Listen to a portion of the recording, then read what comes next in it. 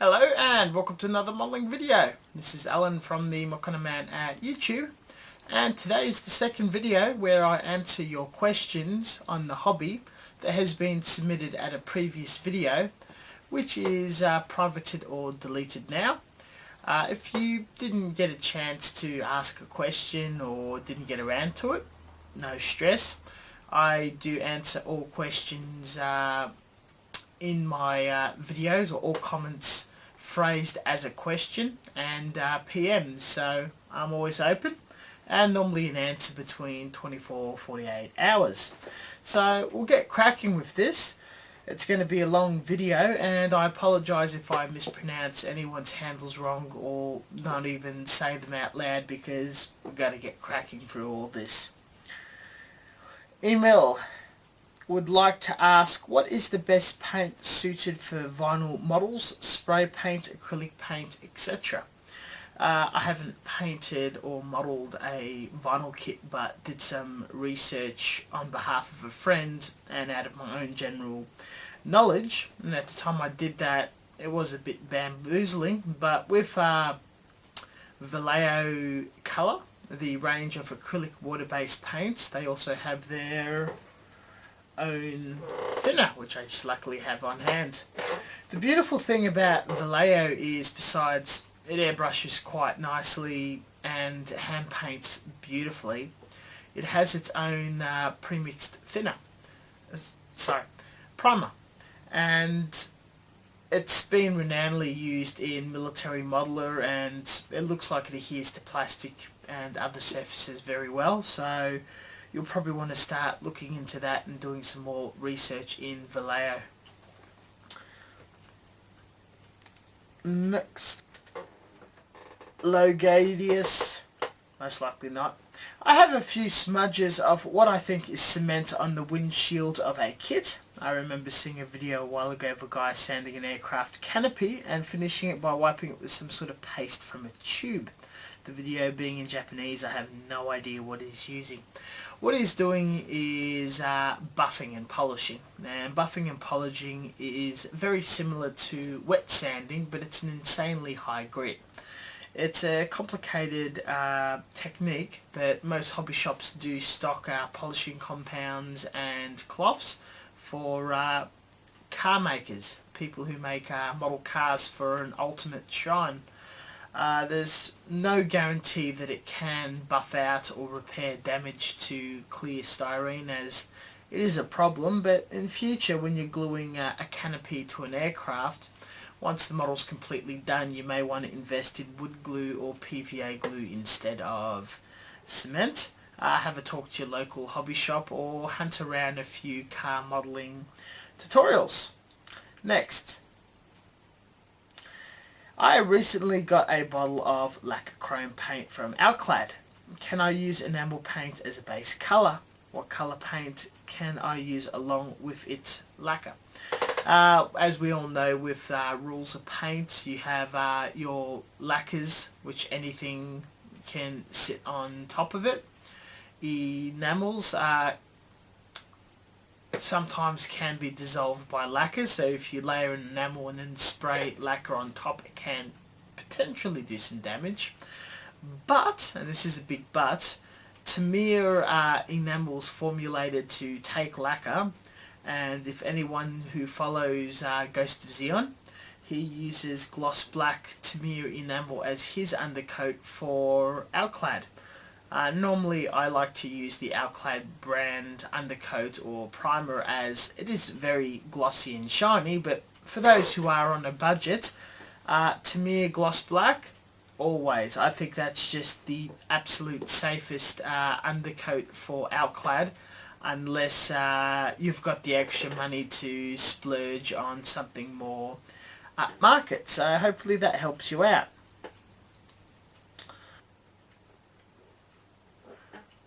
What is the best sanding methods for colour parts like blue, green or red for getting rid of the nub? Now I believe you're talking about Gunpla and out-of-the-box finishes. The best way to do that is wet sanding, of course, starting around between 2 to 500 grit wet. you will get some scuff and scratch marks, and as you go higher of the grits, of course dipping your sandpaper in water and buffing it and rubbing it across the nub or imperfection, it will slowly blend in and get the colour into one surface. Unfortunately, when you do nip off pieces from the tree, it distorts the plastic and sort of changes to a whitey colour.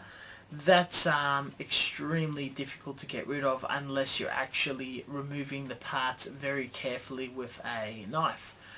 Normally the best way to cover those up is with a Gundam marker, but with wet sanding you can make those nubs not as obvious. So that's something you probably want to investigate. Grab a heap of different sandpapers from your local hardware shop.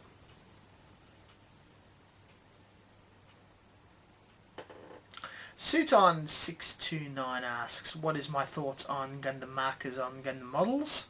Are they a good alternative for those who don't airbrush, hand paint or use spray cans? Gundam markers are designed to be used directly on styrene. That's what Bandai's developed them for.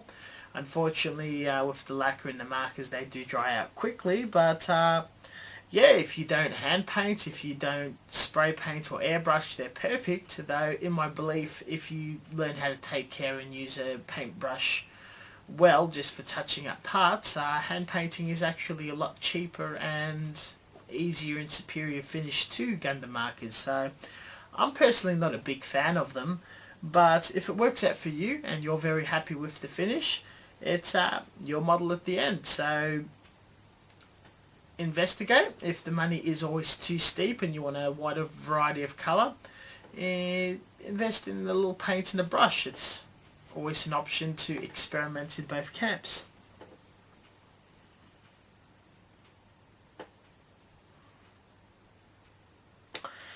He also asks, why do Tamiya spray cans smell so bad? It is lacquer, and lacquer thinner evaporates very quickly. It's a carcinogenic and it's very harmful if you breathe it in.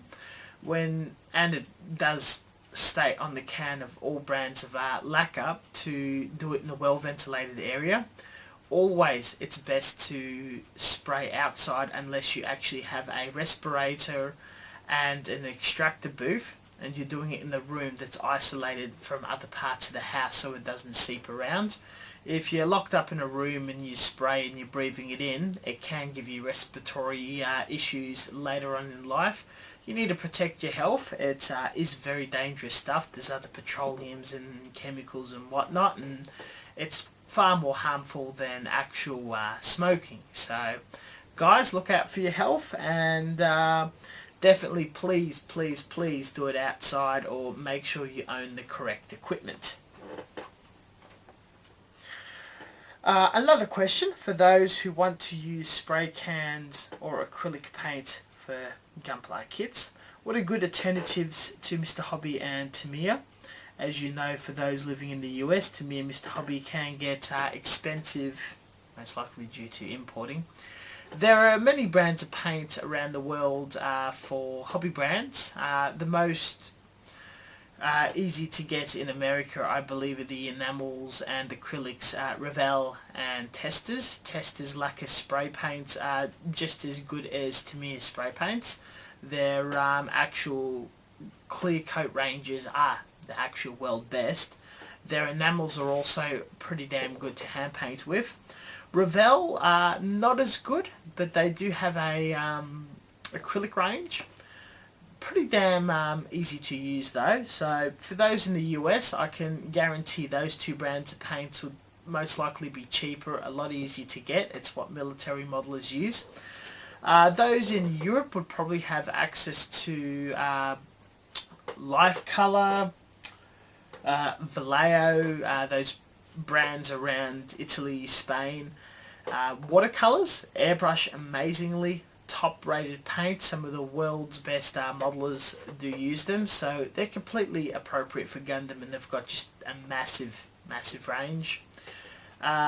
anything that's in a rattle can that is lacquer of a certain quality, so you're paying close to $10 a can, but it's a lot bigger, are always good alternatives. And there are many modelers out there that use various enamels or other things in cans or hand paint. So if a local hobbyist to you on YouTube or forums has an alternative, it's probably most worthwhile checking out.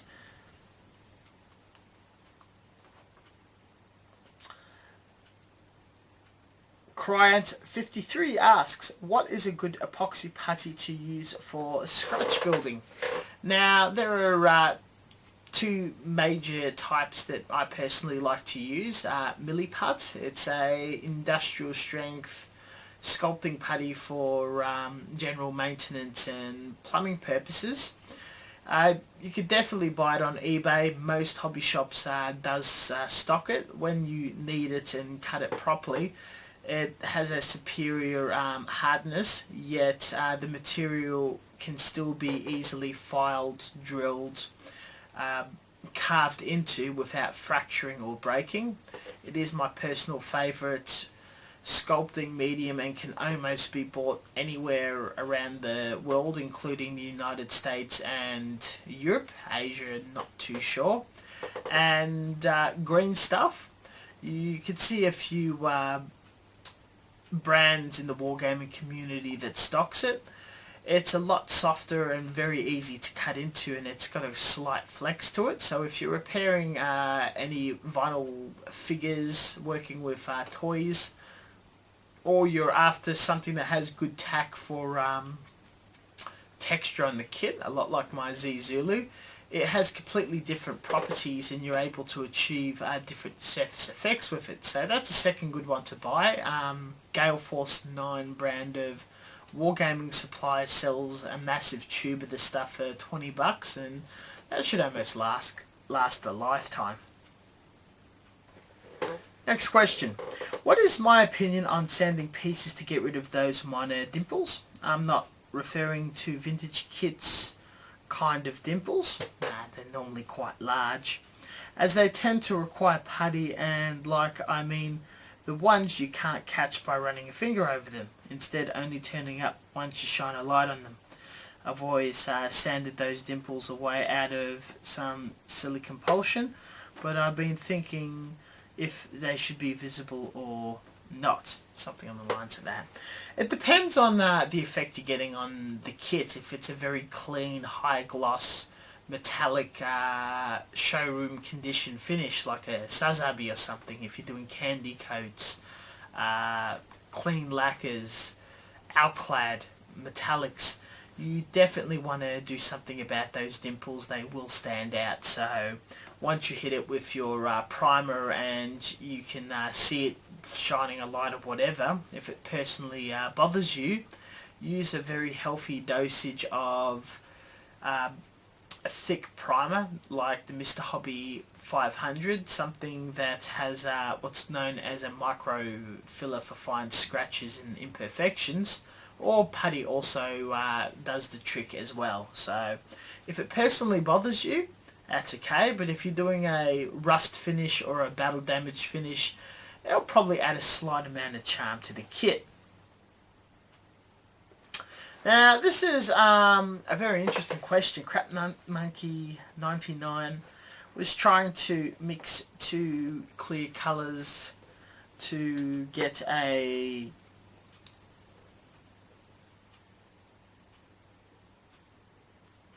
clear purple, and he mixed equally red and blue, and it became a very dark, murky crap. I've had this happen to me in my experiments. Now, there's two results in the comment section that we have solved. First is Mr. Hobby in the lacquer range will be releasing a large range of clear paints. I'm very excited for that. But someone else, Math0127, found that if you're mixing red and blue does work, you need to play around with the ratios. He did 1 part red to 5/10 part blue. I haven't tried that out personally, But this is something that's definitely worth experimenting. I don't have all the answers, but always hunting around forums and listening to others is a good way of developing your knowledge, and that was an excellent hint that did come up through this exercise. Gundam UK asks, can I use pure acetone to clean your airbrush? It depends on what you're cleaning out your airbrush with. Acetone isn't exactly the same as the thinners used in most paints. It's actually used for nail polish, but it has other interesting cleaning properties as it evaporates extremely fast, and storing it for long periods of time in the bottle, you will find after you pick it up that the level's dropping without you even using it. As the most superior airbrush cleaner on the market is lacquer thinner, and lacquer thinner can be bought fairly cheaply at hardware and automotive stores in large bottles and does not evaporate as easily. Both are equally harmful for your lungs, so always respirators and whatnot, you may as well stick to lacquer thinner. But if you just happen to have an endless supply of acetone or a bottle laying around the house, it doesn't hurt to use it.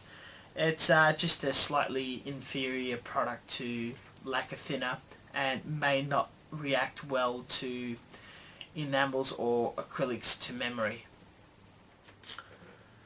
Jay asks, what material would be used to make a cloak similar to Master Grade XC Repair Cloak, except made out of real cloth? Now, you can actually use real cloth, but how it hangs is very flat and not convincing looking. There are a few techniques out there though. If you get an extremely fine thin cloth, or what I like to use, a tissue or toilet paper, once you get the basic shape you like, make a solution of PVA glue and water and let it soak up while holding its shape, and it will harden like it. It's going to be a bit fragile, so once it initially dries you want to reinforce it with more mixture of glue and water until it's got a decent amount of thickness. If that doesn't please you, you can always get the epoxy putty. Again, the green stuff is a little more superior to milliput in this scenario. Mix it, roll it flat with a rolling pin, cut the shape, stick it on your kit, and then just model and play around until you get the shape you like. Real fine cloth can also do the same thing once you got your shape, which can be a bit tricky and you might need to use your fingers. Soak or pour a little bit of mixture of PVA glue and water and allow it to harden. It's a bit tricky, well worth the result. You're going to get your hands are a bit dirty and it's going to be time consuming, so your decision if it's worth the investment of time or not. Samuel Terrajo asks, I was clear coating a kit. No paint, just clear coat, so I would panel line the part and clear any smudge with my fingers. Will the oil in my hands affect the clear coat? And also the panel line would sometimes wash out the clear coat spray. Was it acting as a solvent? The panel liner was a Gundam marker. Gundam marker again is lacquer based, and most clear coats are also lacquer based. They're most likely reacting with each other, which can cause problems. Gundam markers using on top of any sort of painted surface does gum it up and fucks things up. This is why I hate Gundam markers. If what you're best to do is when you got your raw styrene kit, panel line it first. Any mistakes or smudges clean with thinner. Once you're very happy with your panel line work, apply any stickers or decals, and as a last resort, top coat. This may sound silly, but it works in my head logically. Top coat I always think as the last thing I put on top of the model. So do your panel lining first, stickers, decals, top coat, and nothing will react with each other. I can almost guarantee that.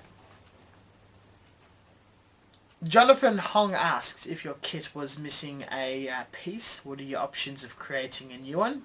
Especially, would you do an epoxy putty mold? I've tried this before. Epoxy putty molds only really work with extremely basic shapes. I made an epoxy mold of a Zagok claw for high grade. It worked okay, but it still needed extra putty to buff out, sand out, and was very tricky. Anything more ornate, detailed will definitely end in tears. Resin casting is an option, but that can be extremely expensive and time consuming just for a missing part. Again, possibly ordering the part from a part ordering company would be the best. I've recently ordered parts from gentaikits.com. They seem to be pretty good, so it's probably best checking them out before you start playing or wasting epoxy putty. It's extremely difficult, can end in tears. Thin and detailed parts are just impossible. Sorry if that wasn't of much help. Now, Pats KI217 asks, what is a fantastic starting airbrush air compressor combination? He lives in Melbourne and would like me to recommend where to buy it, either online or at a store. I also live in Melbourne, Australia, and for many years when I was hunting for my airbrush and compressor combination, there is a few hobby shops, art supply shops, and it can be a bit tricky without getting ripped off or buying a crappy brand. For the Australians, the Victorian Hobby Centre is your best bet on Swanston Street in the city. Also, the hobby shop in Box Hill, I can't quite remember the name of it off the top of my head. The two owners are in partnership, so they generally carry the same stock, roughly around the same prices. It's the same system. Vic Hobby Centre, Daryl is the man to talk to, and the Box Hill Hobby Store, David. They will look after you, especially if you drop my name. Another question is regarding the installation of metal parts such as thrusters and pistons. The best way to apply them to master grades. I've never done a tutorial on this. My experiences are limited, but I've got a good idea. I've helped a few people install it on their kits. It can be quite tricky, and you need to spend a lot of time test fitting, and normally it is applied to the kit after painting and everything's done, because you want to keep the metal quality of the part. Just bare surface to bare surface, the best glue or adhesive to use is epoxy 2-part glue, or you can always magnetize the two surfaces and remove it for color separation and whatnot. They're just a very basic choices or answers, saving you using something like super glue or cement, where you're going to get disastrous results or potentially ruin your paint finish. This is something I'll most likely make a tutorial sometime in the future when I come across a project or a build where I'm most likely wanting to use metal parts. That's very much an option for the future. And some of the more premium metal parts do come with instructions or bases with a screw, so you can apply that or glue that to the kit, and once everything's painted and done, the metal bit just clicks and screws on. Again, most important part is test fitting, making sure it all fits and sits correctly on the kit before painting, so there are no tears. Sentinel Gundam asks, I just recently started using spray paint. I've been painting a HG Tallgeist. I spray painted a white primer, then a white paint and top coat. My question was about panel lining and painting surfaces. Just to mention, I think Gundam markers are lame. They do clog up when being painted on a painted surface, so that is true. And wanted to avoid them as much as possible. I have enamel paint but no lighter fluid. I use instead a black acrylic and 70% of isopropyl rubbing alcohol for the panel lines, each 1 part. Acrylics don't flow as well as a glossy enamel, so the finish isn't going to be as good, but if you do use acrylic, just a drop of or two of dishwashing detergent normally gives the paint a bit more flow. With your enamel paint, if you don't have lighter fluid, that's okay. Normally around a household one would have mineral turpentine or white spirit. It will do the same thing, just dries slightly quicker. Also, enamel thinner is absolutely appropriate. I did a tutorial and review a while ago on the Tamiya panel line washes. It already is pre-thinned. It has a brush in the bottle, a few dollars. I just think it's worthwhile shelling out for one of those, and every time you do a white kit, which you come across a lot in Gundam, it's just the best option. No cleaning, no mixing, just straight out of the bottle and straight use. So these are your options, and not bad. Second question is, what happened was they didn't allow enough time for the top coats to fully dry and cure. Started doing the sludge wash technique by applying the ink and then wiping it away. They said the problem was that rubbing it off made the kit look dirty but didn't quite damage the finish, and they wanted to know if allowing a few days for the top coat to completely dry and mature is your best bet over using enamel paint with lighter fluid. My answer, and that sounded like a bit of a mouthful, when you're in doubt about drying, once you put a top coat, there is a process of drying of the evaporation or the chemical formulation of the thinner leaving the paint, and then from that point the paint is in a putty state, grows a crust over and then hardens over time. You'll be quite surprised to learn that if you get a general pen and you're writing on a piece of paper, for the ink on the paper will dry within minutes, so when you touch it, it doesn't smudge. To be purely mature, it takes about a week to harden completely. It's very similar with paints across all grades except for enamels, which can take a longer.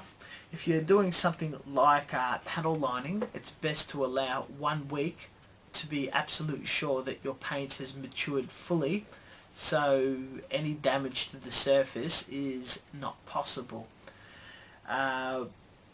Once it's fully dry, it doesn't matter if you use acrylic or use enamel. If you make a mistake, you'll be able to buff it off or wipe it off with a tiny bit of thinner, and it shouldn't affect the under lacquer whatsoever.